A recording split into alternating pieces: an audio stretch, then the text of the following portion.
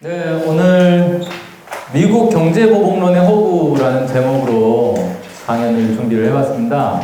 문재인 대통령이 올해 야심차게 준비한 대북 그 사업이 있거든요. 그게 뭔지 아세요 혹시? 네. 네, 아시는 분도 있고 네, 모르시는 분도 있는데 사실 이게 이제 작년부터 꾸준히 계속 준비를 하고 있었어요. 그래서 올해 초에 이제 야심차게 딱 꺼내 들었어요. 개별 관광이라고 해서. 개별 관광이라고 하면 듣기에 따라서는 뭐 혼자 다니는 여행인가? 뭐 그런 생각도 들 건데 그냥 일반 여행을 얘기하는 거예요. 그러니까 우리가 예를 들어서 그냥 뭐 미국에 여행을 간다, 어디 유럽 어디에 여행을 간다, 뭐 그냥 이런 여행인 거예요. 그런 해외 여행 가듯이 북한 여행을 그냥 가자. 지금까지 북한 여행이라고 하면은 단체로 몇십 명, 몇백 명 이렇게 묶여가지고 정해진 프로그램에 그냥 갔다 오는 뭐 이런 방식이었는데 그거 말고 그냥 일반 여행 가듯이 자유롭게 여행 갈 수 있는 그런 시스템을 만들어 보자 뭐 이런 식으로 이제 해서 나온 건데 이와 관련돼서 좀 자세히 한번 살펴보려고 합니다. 1월 7일 문재인 대통령이 신년사를 발표했어요. 거기서 무슨 얘기를 했느냐? 지난 1년간 남북 협력에서 더 큰 진전을 이루지 못한 아쉬움이 크다. 지난 1년을 평가를 했어요. 작년을. 그러면서 그 원인을 어디서 찾았냐면 북미 대화가 성공하면 남북 협력의 문이 더 빠르게 더 활짝 열릴 것이라고 기대를 했단 말이에요. 그래서 북미 대화를 앞세웠다. 그래서 북미 대화가 잘 되면 남북 대화는 자동으로 잘 될 거야라고 기다리고 있었는데 북미 대화가 안 되니까 남북 대화도 자동으로 안 되고 그래서 남북 관계가 진전이 없었다라는 거죠. 그래서 올해는 북미 대화를 바라보지 않고 남북 사이에 협력으로 할 수 있는 일들을 하겠다. 이렇게 한 거예요. 즉, 드디어 이제 미국의 눈치를 보지 않고 남쪽이 독자적인 행보를 가져가겠다라는 의미인 거죠. 특히 개성공단과 금강산 관광 재개를 위한 노력도 계속 할 건데 지난 한 해 지켜지지 못한 합의에 대해 되돌아보고 국민들의 기대에 못 미친 이유를 되짚을 것이다. 뭐 이렇게 얘기했는데 그 이유는 이제 위에 나온 거잖아요. 북미 대화만 쳐다봤던 게 문제였다. 그래서 이 신년사가 딱 나오고 나서 많은 사람들이 기대를 했어요. 드디어 이제 문재인 대통령이 지난 1년 동안 우리가 그렇게 얘기를 하니까 드디어 이제 들었구나. 얘기를 듣고 미국의 눈치를 보지 않고 미국의 승인에 연연하지 않고 자주적인 어떤 남북 관계를 가져가려고 하는구나 라고 해서 많은 사람들이 환영을 했단 말이에요. 근데 그렇게 해서 이제 나온 게 올해 이제 대북 정책의 핵심으로 개별 관광을 딱 꼽았어요. 그래서 지금 당장 금강산 관광을 재개하려고 그러면 미국이 딱 가로막고 있잖아요. 그러니까 미국이 가로막을 수 없는, 그러니까 미국이 막을 명분이 부족한 개별 관광을 추진을 해보자. 저건 전 세계 어느 나라나 다 북한 관광을 하고 있기 때문에 우리도 그냥 그런 식으로 가겠다라는 거예요. 이걸 막을 이유가 없지 않느냐라고 생각하고 저걸 던진 거죠. 자, 던졌는데 미국이 어떻게 했을까요? 그래, 잘 해라라고 당연히 안 했겠죠. 해리스 주한미 대사가 바로 이렇게 얘기를 합니다.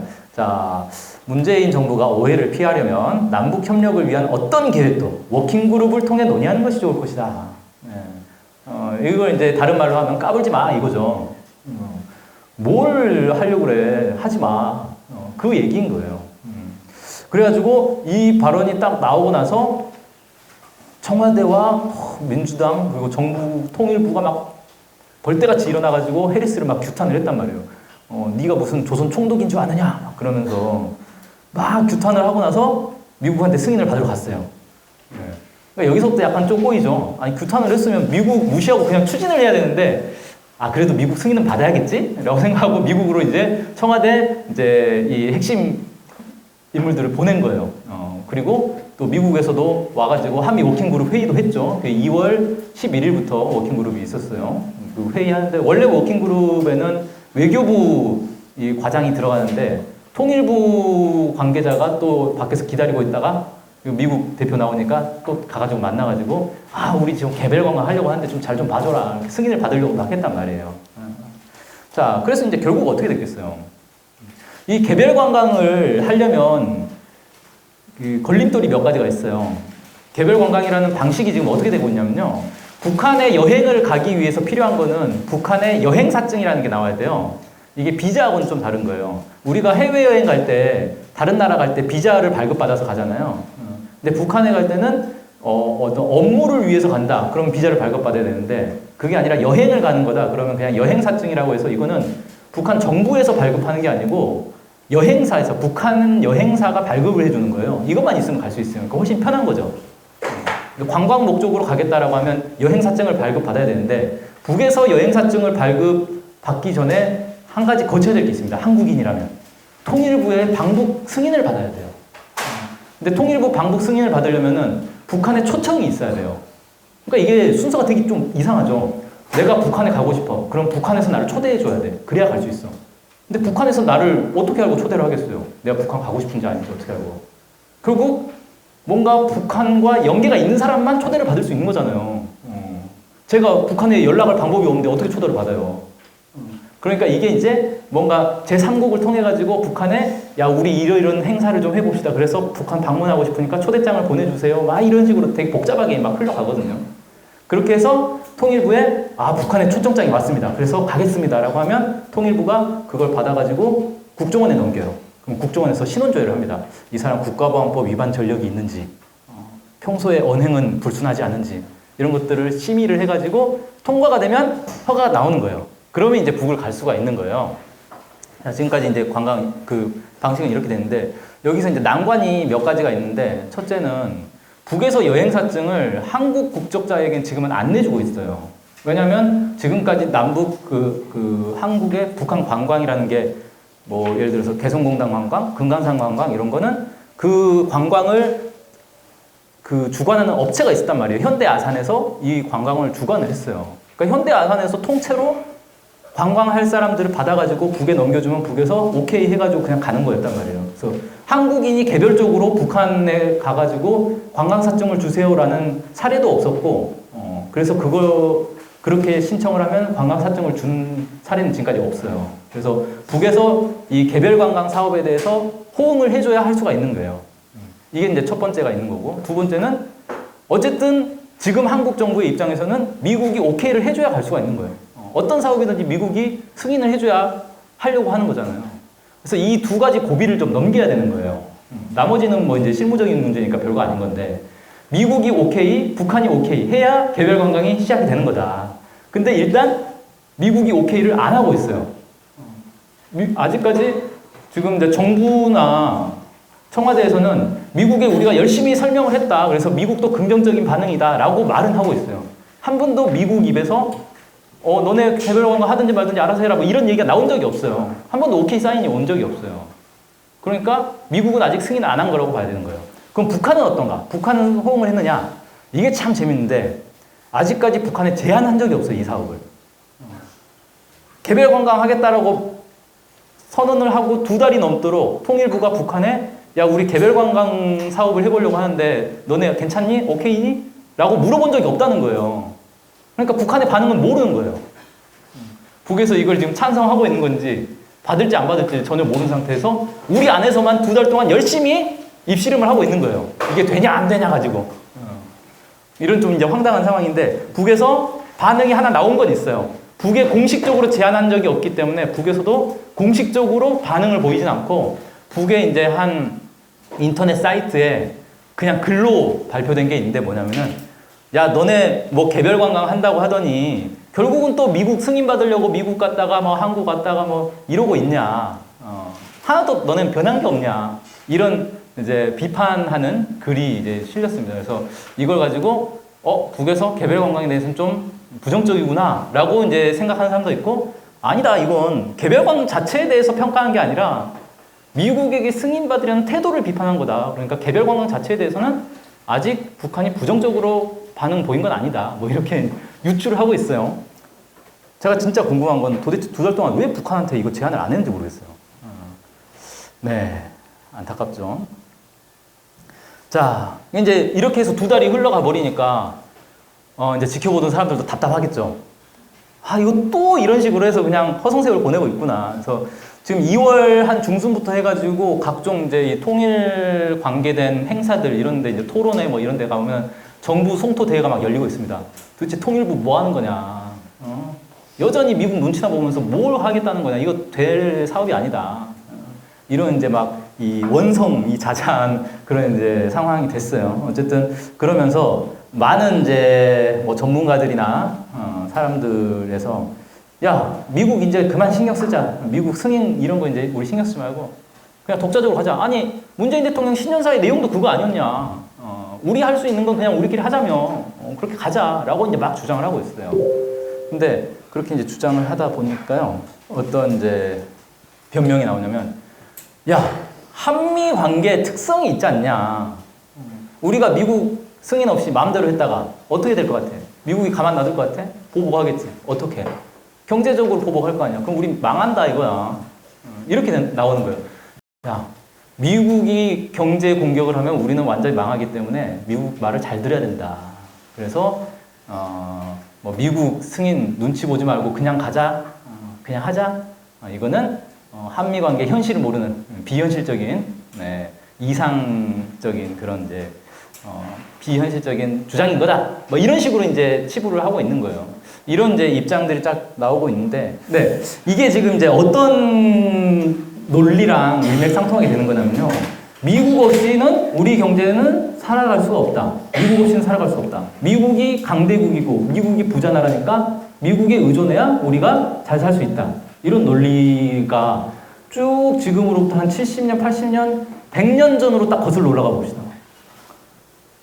이완용을 비롯한 이 친일파들의 논리하고 사실은 일맥상통하는 거예요. 그걸 이제 식민지 근대화론이라고 하잖아요. 일본이 그때 당시에는 이 동양에서는 일본이 최강국이었단 말이에요. 일본이 잘 살고 일본이 강하고 일본이 세니까 우리는 일본에 붙어야 살 수 있다. 일본한테 괜히 잘못 보여봐야 일본에 침략받아서 우리 다 죽는다. 그러니까 일본에 빌붙어가지고 우리도 그냥 편하게 잘 살자. 이런 논리였단 말이에요. 그래가지고 이완용을 비롯한 이 친일파들이 그때 당시에 뭐 3.1운동이나 이런 거 독립운동 하는 거 보면서 아우 저 세상 물정 모르는 철없는 것들 이런 식으로 막 비판을 했단 말이에요. 우리 독립은 무슨 독립이야? 독립하려다가 일본한테 다 죽는데. 이럴 때는 그냥 일본한테 딱 붙어있는 게 최고지. 이런 논리를 막 펼쳤단 말이에요. 이게 지금의 친일파들 논리하고 그대로 일맥상통하는 거죠. 그게 나중엔 또 뭐가 됩니까? 개발 독재 논리라는 것도 나오잖아요. 야, 박정희가 독재는 좀 했지만 그래도 잘 살게 해줬잖아. 그럼 된 거지. 뭐가 문제야? 이런 논리로 가는 거예요. 자, 아무튼 그 연장선에 있는 거죠, 지금. 그래서 미국이 잘 살고 미국이 강하니까 미국 말을 들을 수밖에 없는 게 우리의 현실이다. 우리는 약하지 않느냐라는 건데 이게 과연 진짜 맞는 논리인지 이거를 이제 얘기를 해보자는 겁니다. 좀 옛날 얘기를 좀 해볼게요. 말레이시아의 마하티르 총리라고 지난달까지 총리를 하던 사람이에요. 네. 지금 이제 총리를 그만뒀는데 IMF 사태는 다들 들어보셨을 거예요. 이 IMF라는 게 우리가 흔히 IMF 사태라고 부르긴 하는데 사실 정확한 호칭은 아니죠. 그러니까 이 IMF라는 거는 국제 통화 기금의 약자고 여기서 이제 어떤 나라가 예를 들어서 그 97년도에 우리 IMF 사태가 있었죠. 97년도에 한국 경제가 완전히 땅바닥을 쳤단 말이에요. 그때 어떤 상황이 발생했냐면 우리가 외국에 돈을 빌려온 게 있을 거 아니에요. 그럼 이걸 이제 이자를 꼬박꼬박 갚고 만기가 도래하면 원금도 다 갚아야 되잖아요. 근데 만기가 도래하는데 갚을 달러가 없는 거예요. 그래가지고 돈을 못 갚게 됐어. 그래가지고 보통 이럴 때 어떻게 합니까? 여러분 카드 현금 서비스 써보신 분 있나요 혹시? 네. 카드 긁어가지고 현금 서비스를 썼는데 갚을 때가 도래했는데 갚을 수가 없잖아요. 그럼 어떻게 합니까? 네, 한 번 더 긁죠? 네. 그래서 현금 서비스를 한 번 더 받아요. 다른 카드로 받든지 뭐 해가지고 그걸로 일단 메꿔요. 그 다음에 다음 달에 이거 메꿀 때쯤, 메꿔야 될 때쯤 되면 또 다른 카드로 또 긁어가지고 또 메꾸고 이렇게 돌려막기 하잖아요. 그런 것처럼 국제사회에서도 똑같아요. 우리나라가 뭐 예를 들어 미국의 A은행한테 돈을 $10,000를 빌렸는데 못 갚겠어. 그럼 B은행한테 $10,000를 또 빌려가지고 이걸 갚아주고 다음 달에는 C은행한테 또 $10,000를 빌려가지고 이거 갚아주고 이렇게 할 수 있단 말이에요. 그리고 보통은 그냥 그 은행한테 야 우리가 연장하자 1년간 더 연장 뭐 이런 식으로 해요. 그러면 은행 입장에서는 이자만 계속 꼬박꼬박 받을 수 있으면 괜찮으니까 연장을 해준단 말이에요. 근데 저 나라 보니까 저 나라 경제 상황이 쟤네들 연장해주면 나중에 못 받을 것 같은데 이자 못 받을 것 같은데 이 생각이 들면 연장을 안 해주겠죠. 97년도에 한국이 딱 그 꼴이 된 거예요. 한국 저 경제 상황이 좀 수상하다. 못 받을 것 같다. 연장 안 해줘. 그렇게 해가지고 무조건 다 갚아라고 해버린 거예요. 근데 갚을 달러가 없었어요. 그래가지고 이제 그때가 김영삼 정권 시절이었는데 말기였죠. 난리가 나가지고 결국은 국제사회에 호소를 한 거예요. 그게 이제 IMF를 찾아간 거죠. IMF 찾아가서 우리 갚을 또 달러가 없는데 당장 갚아야 되니까 달러를 좀 빌려주시오 한 거예요. 그러면 IMF 뭐라고 하겠어요? 빌려줄게라고 그냥 빌려주지 않죠. 빌려주는 사람은 조건을 걸 거 아니에요. 근데 IMF가 그때 당시에 무슨 짓을 했냐면은 그런 한국처럼 이 외환위기가 온 나라들 찾아가가지고 내가 돈을 빌려줄 테니 내가 시키는 대로 경제정책을 운영을 해라 라고 하는 거예요. 이걸 이제 경제신탁통치라고 그러거든요. 경제정책을 그냥 IMF한테 맡기라는 거예요. 그렇게 해가지고 우리는 알겠습니다 라고 해서 IMF한테서 돈을 받고 경제를 맡겼어요. 그래가지고 그 IMF가 한국 경제를 다 신자유주의 구조로 뜯어 고친 거예요. 그러면서부터 뭐가 생겼어요? 비정규직이라는 게 생기고, 뭐 파견근로제가 생기고, 그때부터 이제 노동시장 유연하니 해가지고 지금의 상황이 만들어진 거예요. 이때 만들어진 거예요. IMF가 만든 거예요. 자, 어쨌든 이제 이 IMF를 받지 않으려면 돈을 안 갚아야 되는 거잖아요. 돈을 안 갚는 게 뭐예요? 부도 나는 거죠, 부도. 그 97년도에 부도 난 기업들이 되게 많은데 국가도 부도가 날 수가 있어요. 그리고 이제 부도를 피하려면 또 어떻게 하면 되느냐? 돈을 나중에 갚겠다. 좀 기다려달라. 라고 얘기를 할 수가 있어요. 그걸 이제 지불 유예라고 하는데 그걸 이제 모라토리엄이라고 그래요. 모라토리엄을 선언을 하면 어떻게 되느냐? 그 채권자 있잖아요. 빚을 받아야 될 사람이 찾아와가지고 협상을 하자 그래요. 야, 너네 무조건 안 갚을 거야? 어떻게 할 거야? 그렇게 해가지고 협상을 하게 되는데 이게 이제 뭐냐면은 우리가 볼 때는 되게 웃기잖아요. 돈을 받아야 될 사람 입장에서는 이 사람이 갑인 거잖아요. 내가 돈을 빌려줬으니까. 이 사람이 갑이고 돈을 빌린 사람은 을이에요. 그래서 시킨 대로 해야 될 것 같은데 이 상황이 되면 입장이 바뀝니다. 돈을 빌린 사람은 배째 이러고 있으면 돈 받아야 될 사람이 와가지고 야, 그러지 말고 절반이라도 갚아라 좀. 야, 내가 더 투자해줄까? 더 투자해줄까? 이런 식으로 나와요. 가불이 바뀌어버려요. 그러니까 이게 개인 간의 금융거래에서도 흔히 일어나는 일이죠. 그래서 이게 사실은 오래된 전통이에요. 그래서 속담도 있잖아요. 앉아서 주고 서서 받는다. 이게 이제 그런 의미인 거죠. 받는 게 오히려 받을 때가 되면 을이 돼버려요. 어떻게든 받아야 되니까. 그런 이제 재밌는 상황이 있는데 어쨌든 이걸 이용해서 사실 많은 개인도 그렇고 기업도 그렇고 국가도 그렇고 협상을 합니다. 야, 나 돈 못 갚겠어. 배째. 이렇게 딱 나오는 순간 주도권을 쥐는 거예요. 협상에서. 그래서 갑이 되는 거예요. 그렇게 해놓고 이제 협상을 하는 거죠. 자, 어쨌든 그때 이제 IMF 당시에 97년도에 경제부총리를 했던 사람이 임창열인데 이 사람이 나중에 이제 회고한 내용이 이게 있어요. 자, 그때 당시에 우리나라에서도 모라토리엄 하자 차라리 IMF한테 경제 이 식민지가 될 수는 없다. 막 이런 주장하는 사람들이 있었다는 거예요. 근데 야, 우리가 그때 모라토리엄 했으면 어떻게 됐을 것 같니? 라고 이제 얘기를 하는 거예요, 이 사람이. 자, 우리는 석유 한 방울 안 나는 나라고 식량 자급도가 30%밖에 안 되고 그러면 모라토리엄 선언하면 국가 신용도는 떨어질 거고 그러면 기름도 못 살 거고 식량도 못 살 거고 그러면 우리는 어떻게 되느냐? 그래서 뭐 기름 다 끊어진 한국 경제, 공장이 다 서고 자동차 다 서고 엘리베이터 다 서고 식량을 70% 수입을 해야 되는데 그게 이제 막혀버리면 국민의 70%는 굶주리게 되는데 어떻게 되냐? 안 된다. 그러니까 IMF 받을 수밖에 없었다. 라고 이제 이 사람은 뭐 얘기합니다. 그래서 나는 나라 경제 살린 사람이다. 라고 되게 자랑스럽게 얘기를 해요. 나 아니었으면 우리 나라 망했어. 이런 사람이에요. 자, 근데 그때 당시에 한국만 외환위기를 겪은 게 아니고 동아시아의 많은 나라들이 외환위기 겪었어요. 그리고 뭐 러시아도 겪었고 그때 전 세계적으로 상당한 이제 국제적인 경제 문제가 있었기 때문에 많은 나라들이 외환위기를 겪었는데 그 중에서 한국하고 좀 유사한 케이스인데 정반대되는 이제 조치를 취한 나라가 있어요. 그게 이제 바로 말레이시아입니다. 말레이시아 이 사람이 이제 마하티르 빈 모하mad이라고 1981년부터 2003년까지 말레이시아 총리를 했어요. 말레이시아가 입헌군주국입니다. 그러니까 왕이 있어요.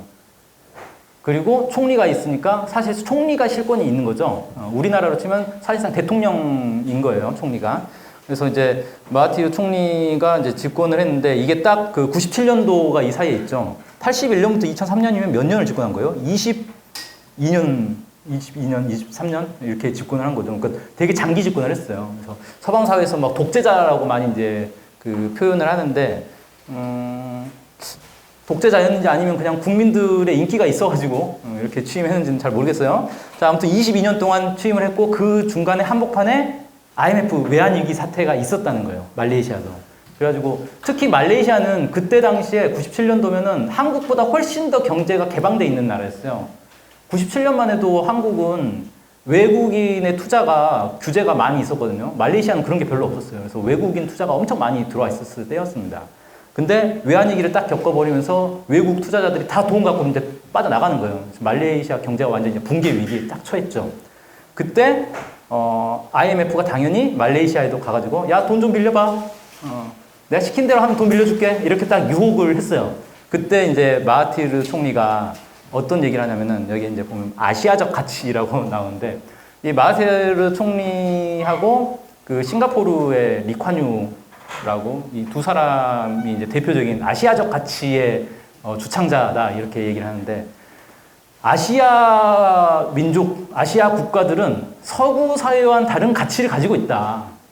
그래서 이거를 고수해야 된다. 이게 정말 중요한 거다. 이런 주장을 하는 사람들이었어요. 그래서 IMF 최대 지분을 미국이 가지고 있고 그래서 사실상 미국이 IMF를 좌지우지해요. 그러니까 IMF가 요구하는 건 사실 미국이 요구하는 거거든요. 그러니까 IMF가 요구하는 거는 서구 사회가 요구하는 거기 때문에 우리가 받아들이면 안 된다라고 이 사람 주장한 거예요. 우리는 아시아 국가이기 때문에 아시아끼리 뭉쳐야 된다. 그래서 아시아적 해법을 찾아내겠다. 그래가지고 IMF가 시킨 걸 정반대로 그냥 합니다. 그렇게 해가지고 이제 극복을 해요. 이때 당시 그 말레이시아가 어떤 일을 했는지에 대해서 그 한겨레 21이라고 주간지에 잘 설명이 되어 있어가지고 따와봤는데 자 봅시다. 말레이시아는 당시 외환위기를 해외 투기자본의 일시적 시장 교란 행위로 간주했다. 따라서 한국과 달리 무턱대고 IMF와 손잡기보다 내부 시장 보호에 힘을 기울였다. 위기가 본격화된 뒤에는 외환 유출을 엄격하게 통제하는 것은 물론 외국에 나가 있는 자국 통화를 회수하며 고정 환율제를 채택했다. 자, 여기서 이게 되게 중요한 건데 외환 유출을 엄격하게 통제했다. 이 얘기가 뭐냐면은 말레이시아는 사실상 외국의 이 투자 자본에 의해서 경제가 이렇게 엄청나게 발전한 나라였거든요. 근데 말레이시아 경제가 어려워진다라는 소문이 도니까 외국인 투기 자본들이 다 빠져나갈 거 아니에요. 자기 달러 가지고. 그거를 막아버린 거예요. 전면 통제를 했어요. 절대 못 가져가. 너네 달러 못 가져가 나가. 1년 동안 그걸 금지를 해버립니다. 그러니까 외국 이 투자자들이 자기 돈 회수를 하고 싶어도 회수할 수 없는 거예요. 그러니까 이건 사실상 모라토리엄 선언이나 마찬가지인 거죠. 돈 안 갚을 거야 라는 거잖아요. 외국에 있는 그 돈 주인들이 야, 내 돈 내놔라고 하는데 안 내놔. 못 줘. 이렇게 막아버린 거예요.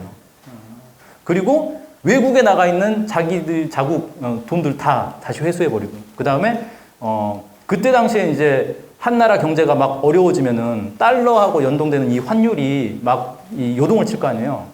그걸 다 고정 환율제로 바꿔버려요. 그래서 우리나라 경제 상황이 어쩌든 간에 우리나라 돈하고 달러하고 환율은 이걸로 고정. 이거 외에는 없어. 이렇게 막아버린 거예요. 엄청나게 IMF가 시킨 거에 정반대로 그냥 그대로 한 거예요. 국내 생산을 촉진하기 위해 정부 지출을 늘린 것도 한국과 정반대였다. 말레이시아 정부의 이런 대응에 IMF는 코웃음을 쳤지만 말레이시아는 한국과 함께 외환위기에서 가장 빨리 벗어난 국가로 꼽힌다. 다만 IMF 이후 한국이 부동산 가격 폭등과 엄청난 공적 자금 투입에 후유증을 겪는 것과 달리 말레이시아는 부동산 가격이 오르지도 않았고 물가도 크게 요동치지 않았다. 그래서 그때 당시에 전 세계에서 주목한 나라가 바로 한국과 싱가포르가 아니라 말레이시아죠. 한국과 말레이시아였어요. 이 두 나라가 비슷한 일을 겪었는데 정반대의 처방을 한 거잖아요. 한국은 IMF의 모범 국가라고 꼽혔어요. IMF가 시키는 거 그대로 다 했어요. 절대 토시 하나 안 달고. 근데 말레이시아는 IMF가 시킨 것과 정반대로만 했어요. 그래서 저 두 나라가 어떤 결과를 가져올 것인가 다들 주목을 해봤단 말이에요. 그런데 재밌게도 한국과 말레이시아 둘 다 거의 1년여 만에 외환위기를 극복해내고 한국은 IMF 졸업했다라고 딱 선언을 하죠. 둘 다 극복을 해냈어요. 근데 극복한 이후의 상황을 보면 정반대의 현상이 나타나는 거예요. 한국은 IMF로 인해서 완전히 사회 전체가 신자유주의로 이 개조가 돼버렸죠. 신자유주의 세가 돼버렸어요. 그래가지고 막 이 양극화라든지 이런 문제들이 노동 문제라든지 이런 게 엄청나게 생겼는데 말레이시아는 전혀 그런 게 생기지 않은 거예요. 신자유주의를 거부했기 때문에. 그건 서구적 가치고 우리는 아시아적 가치를 고수할 거야 라고 해가지고 다 거부를 해버렸거든요. 그러니까 나타난 양상이 전혀 다른 거죠. 둘 다 외환 위기를 극복했지만 한국은 사실 외환 위기를 극복했다기보단 외환을 끌어들여가지고 그냥 외국식으로 나라를 개조해 주는 대가로 그냥 퉁친 꼴이었던 거죠. 자, 이렇게 해서 이제 했는데 문제는 이러면 당연히 미국이 싫어할 거 아니에요. 여기도 나오지만 IMF가 코웃음을 쳤다 그러는데 미국에서 이 마하티르를 엄청 비난을 했어요. 쟤 독재자인데다가 지금 나라 망치려고 작정을 했다, 쟤. 말레이시아 저러다 망할 거다라고 계속 놀려댔어요. 근데 그렇다고 해서 미국이 말레이시아에 대해서 경제 보복을 했냐, 경제 공격을 했냐, 뭐 봉쇄를 하거나 경제 제재를 했냐, 안 했단 말이에요. 왜? 그렇게 해서 말레이시아가 망하는 게 미국 입장에서는 자기들한테 득이 될 게 없는 거예요.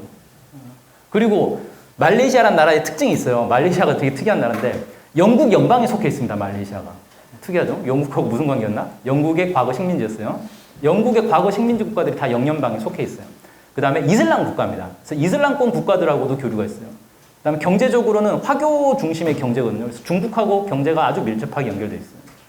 그 다음에 군사적으로는 러시아 무기로 다 무장을 했거든요. 군사적으로 러시아하고 아주 가까워요. 그러니까 미국이 말레이시아를 죽이려고 마음먹으면 말레이시아는 도망갈 데가 많은 거예요. 영국에 붙었다, 이슬람에 붙었다, 중국에 붙었다, 러시아에 붙었다 되는 거예요. 그러니까 말레이시아 입장에서 미국이 괴롭히려면 괴롭혀라. 난 너네랑 거래 끊으면 그만이야. 라는 거죠. 그러니까 미국 입장에서 아무런 실익이 없잖아요. 괜히 반미 국가를 하나 만들어주는 꼴인데 지금까지는 그래도 관계가 좋았는데 친미 국가였단 말이에요.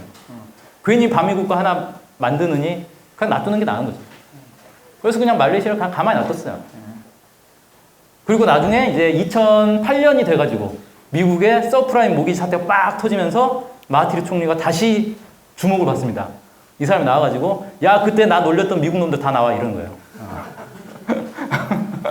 너네 똑같이 당했지 지금? 아유 꼴 좋다 막 그러면서 너네가 나보고 하지 말라고 한 걸 너네도 하고 있네? 그런 거예요. 그런 식으로 이제 막 하면서 다시 이제 주목을 받게 되는데 그러다 보니까 어떻게 됐느냐? 정말 흥미로운 일인데 와 세계 최고령 국가 지도자가 됐어요. 2018년에 다시 총리가 됩니다. 15년 동안 재야 생활하다 다시 정계에 복귀를 해가지고 그것도 재밌는 게 야당 지도자로 변신을 해요. 그래가지고 정권 교체, 말레이시아 최초의 정권 교체를 해냅니다. 그러니까 이게 뭐냐면 국민들의 지지를 압도적으로 받고 있는 거예요. 야, 우리 외환 위기를 우리 힘으로 극복해낸 아시아적 가치로 극복해낸 지도자 해가지고 엄청난 국민의 지지를 받아가지고 집권했는데 나이가 이때 집권할 때가 92세인가 그랬어요.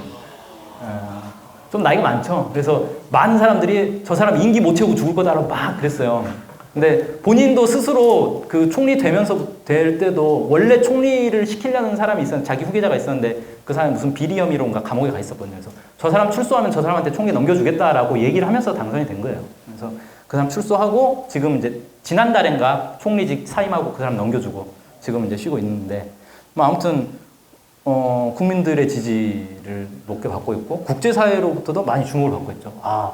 IMF 반대로 해가지고 나라를 살린 신기한 케이스 해가지고 상당한 이제 지도자로 꼽히게 됐죠. 이제 마하티르 말레이시아 얘기를 했는데 우리나라 얘기를 좀 해볼게요. 김대중 대통령 사례를 한번 좀 얘기를 해보려고 합니다.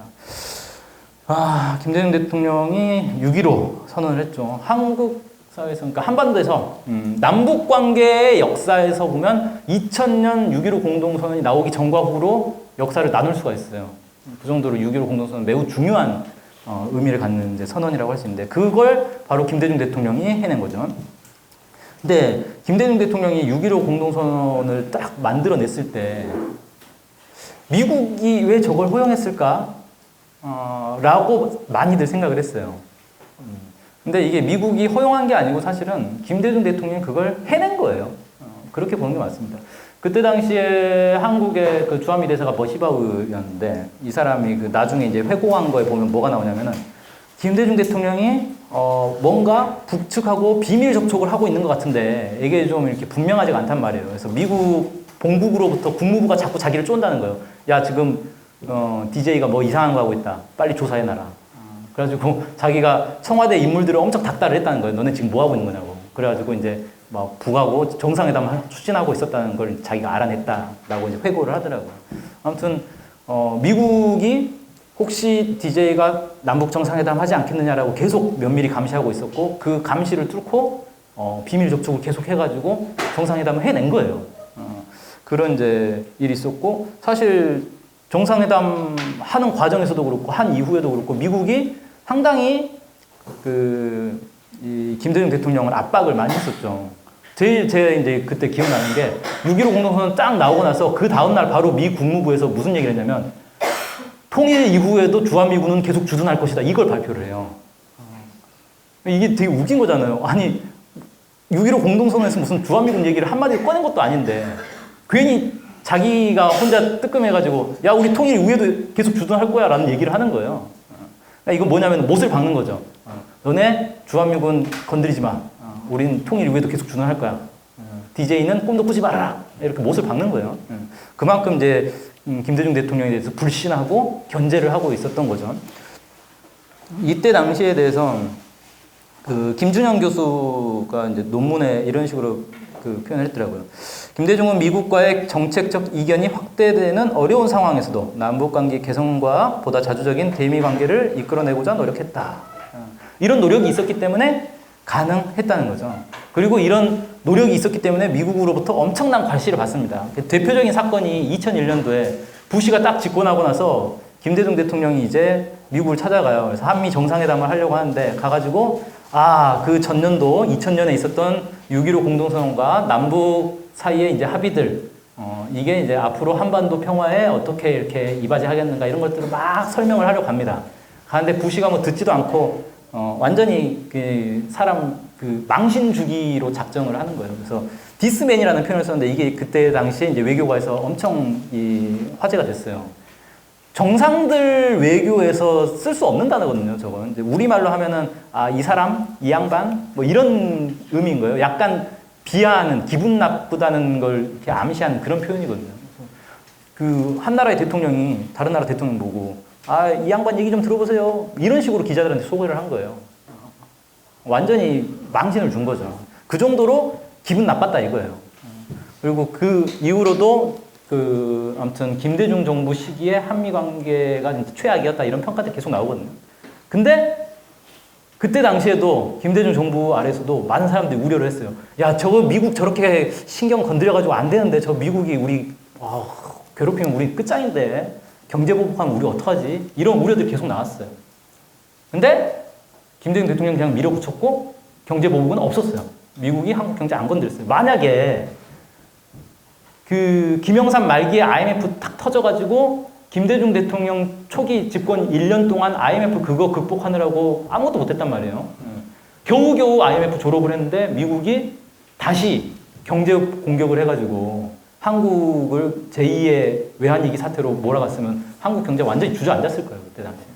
그러겠죠. 완전히 거덜났다가 겨우 다시 살아났는데 다시 한번 거덜나는 거니까 이건 뭐 회복 방법이 없죠.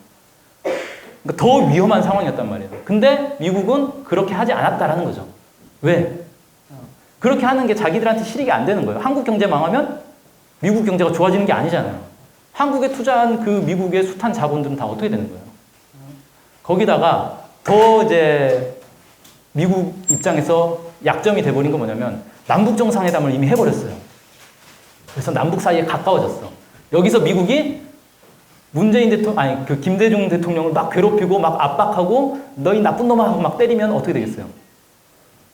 한국 정부가 미국하고 연을 끊고 북으로 그냥 가버릴 거 아니에요. 북, 중국, 러시아 이런 데하고 손잡고 야, 나 이제 미국하고 같이 살기 싫어. 너네랑 같이 살 거야. 이래버릴 거 아니에요.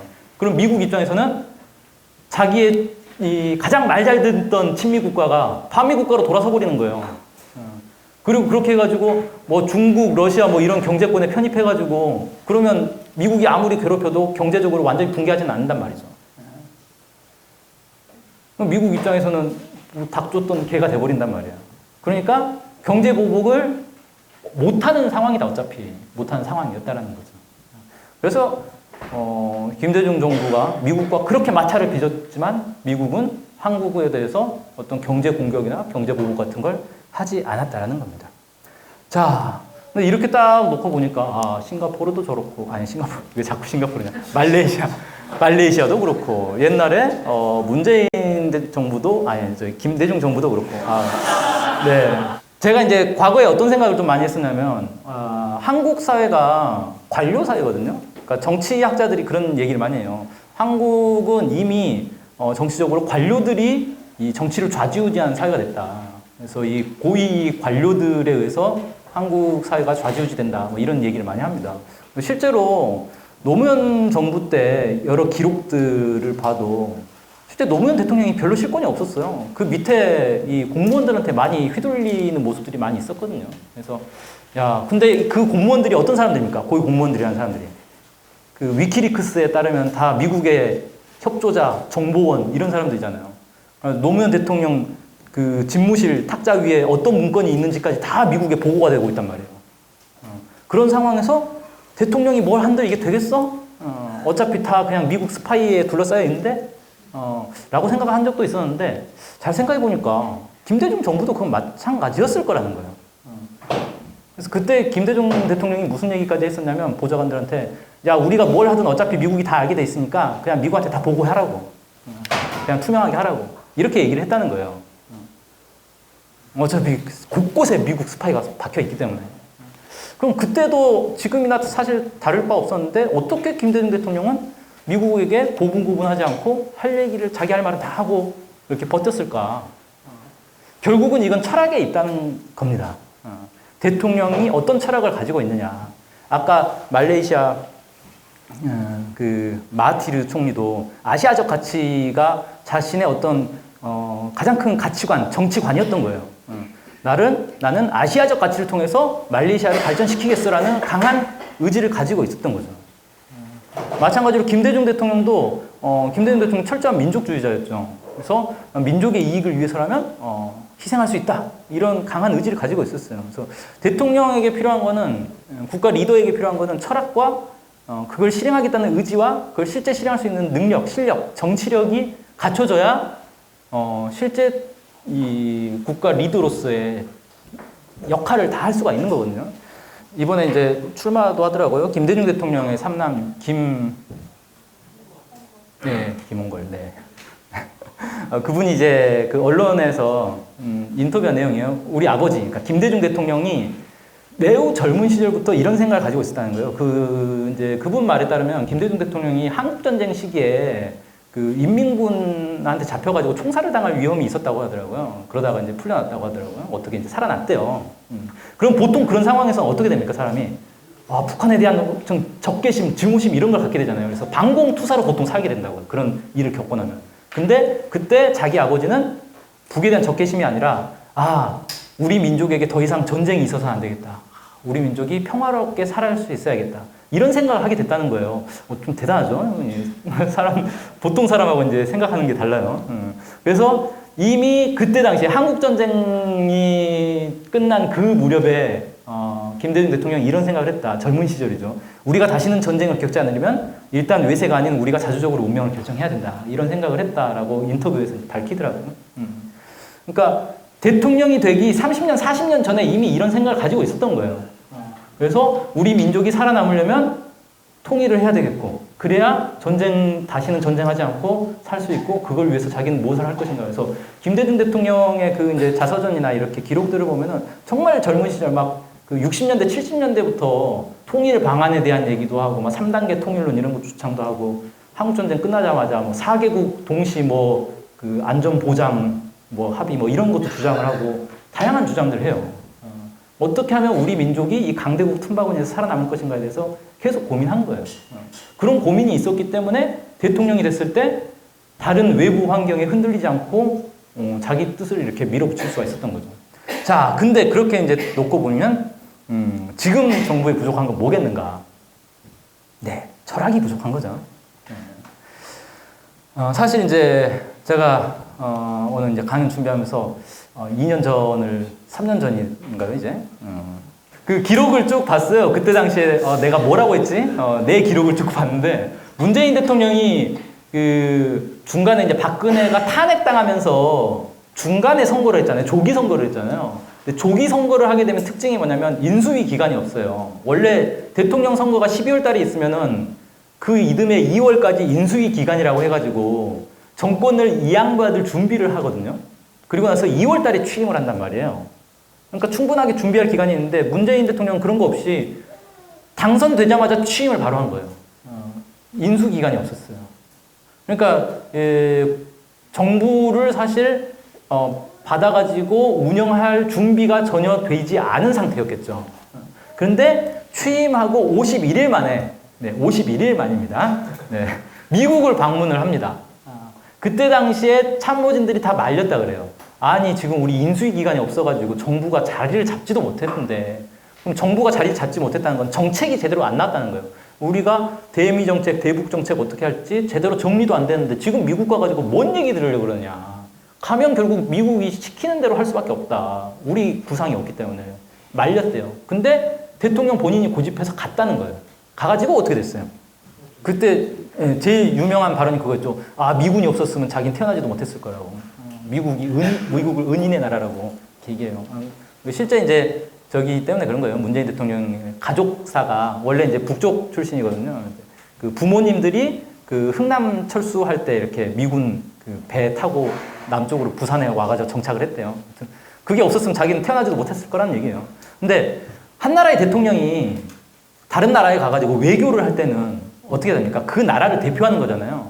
그 나라의 이익을 위해서 최대한 그 나라의 이 주도권을, 위상을 올려놔야 된단 말이에요. 그래야 협상에서 주도권을 쥐고 하나라도 더 따낼 수가 있는 거잖아요. 근데 가가지고 아이고 당신 없었으면 난 태어나지도 못했을 거예요. 당신이 나의 은인입니다. 이래버리면 협상이 되겠어요, 이건? 은인한테 뭔 협상 요구를 해요? 그냥 시키는 대로 해야 되는 거지.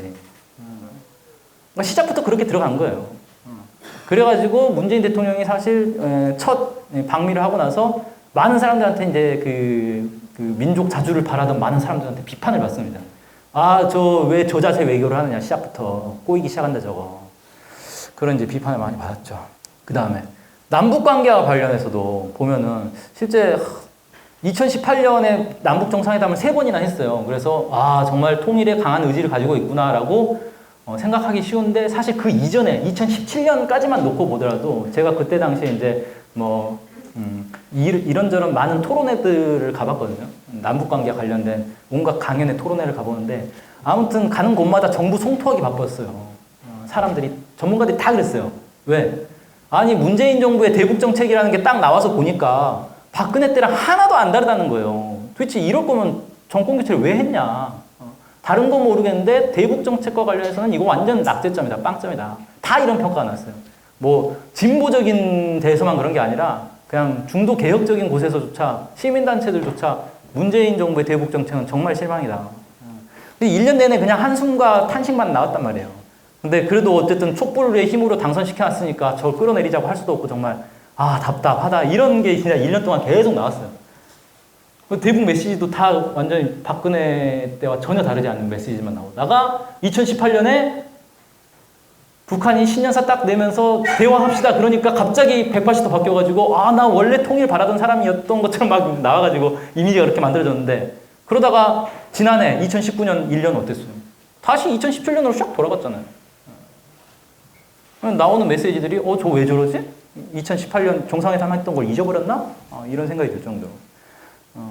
특히 제가 이제 문재인 대통령의 이제 발언, 발표나 이런 것들에서 되게 주목한 게 뭐냐면 통일이라는 단어가 들어가는 거에 되게 주목해서 보거든요. 절대 통일이란 말을 안 해요. 신기한 게. 그래서 제가 그냥 개인적으로 볼 때는 진짜 통일이 싫은가 보다 라는 생각을 하고 있는데 그러면서 이제 평화경제라는 얘기는 많이 합니다. 우리의 미래는 평화경제에 있다. 그래서 저 사람은 그래도 통일에 관심이 있는 건가? 라고 생각할 수 있는데 문재인 대통령이 말하는 평화경제는 사실은요. 지금 뭐 조선일보나 자유한국당이 아니죠. 지금 뭐요? 미래통합당인가? 그런 데서도 뭐 북방경제, 남북경제협력 뭐 이런 얘기는 다 해요. 선거철만 되면 맨날 나오는 얘기입니다. 그런 것과 별 다를 게 없는 거예요. 그러니까 저거는 경제적 관점에서 볼 때 저건 돈이 좀 되겠다. 박근혜 통일 대박론하고 사실 차이가 없는 거예요. 야 북한하고 경제협력하면 돈 좀 되겠는데? 그러니까 해보자. 라는 데서 딱 머무르는 거예요. 이걸 발판으로 통일을 해보자라는 얘기는 절대 하지 않는 거예요. 그러니까 이 어떤 민족 자주적 관점, 민족의 단결과 통일의 관점 이런 것들을 보면은 철학이 너무 빈곤하더라라는 거고 이런 이제 철학이 빈곤하면은 사람이 생각 없이 살진 않잖아요. 그럼 그 빈 자리에 뭐가 들어가 있겠어요? 친미 사대 의식이 들어가 있는 거죠. 그리고 대북 우월 의식이 들어가 있고 체제 우월적인 그런 반북 의식이 들어가 있고 그런 게 들어가 있다는 거죠. 그러니까 지금까지 보이는 모습이 저런 모습이 아니겠는가라는 거예요. 그래서 이렇게 쭉 결론을 내리고 보니까 문재인 대통령 철학이 문제가 있구나. 그래서 김대중 대통령도 해냈고 마하티르 총리도 해냈던 거를 못하고 있는 거구나. 답이 없네? 어쩌자고 그래 대통령 바꿔야 돼? 예, 그건 아니고요. 지금 대통령 바꾸자는 얘기를 하는 게 아닙니다. 대안이 있죠. 예, 두 가지 얘기만 하겠습니다. 하나는 대통령이 중요한 게 아니라 국민이 중요한 거예요. 이 나라의 주인은 국민이지 대통령이 아니잖아요. 대통령이 좌지우지하던 시대가 아니에요, 지금. 그래서 우리 국민들이 깨어 있어야 된다. 국민들이 이런 친미, 사대, 반북 의식에서 벗어나야 그리고 민족 자주와 민족 화해와 통일의 그런 철학을 가지고 있어야 정부를 그 방향으로 견인을 할 수가 있다는 거예요. 뭐 대통령이 어떤 애, 정부가 어떤 애, 청와대가 어떤 애 이런 얘기 하기 전에 국민들이 먼저 깨어 있으면 되는 거다. 라는 게 이제 첫 번째라는 거고요. 두 번째는 그런 정치 세력을 키워야 됩니다. 민족 자주, 통일의 가장 원칙적인 정치 세력을 키워서 여기서 힘을 낼 수 있도록 당장 뭐 집권은 못하더라도 정부에 영향력을 미치고 국정에 영향력을 미칠 수 있는 힘을 줘야 됩니다. 거기가 어디예요? 답이 여기 나왔네요. 네, 민중당. 그래서 이번에 사실 선거법 개정이 돼가지고 정당 투표를 얻어서 국회에 진출하기가 이제 더 쉬워졌단 말이에요. 근데 이걸 악용해가지고 무슨 미래 한국당 뭐 이런 이제 이상한 이 기형적인 정당들을 막 만들고 있는데 이런 놈들한테 표 주려고 선거법 개정한 게 아니잖아요. 진짜 이 진보 정당들이 의회에 진출할 수 있도록 선거법 개정한 거거든요. 그래서 이런 민족 자주적이고 통일을 지향하는 가장 원칙적인 진보 정당 민중당이 국회에 진출해서 많은 수가 진출해서 정부의 영향력을 행사할 수 있도록 국정에 영향을 행사할 수 있도록 힘을 실어줘야 되겠다. 이렇게 얘기를 하면서 오늘 강연을 마치겠습니다. 감사합니다.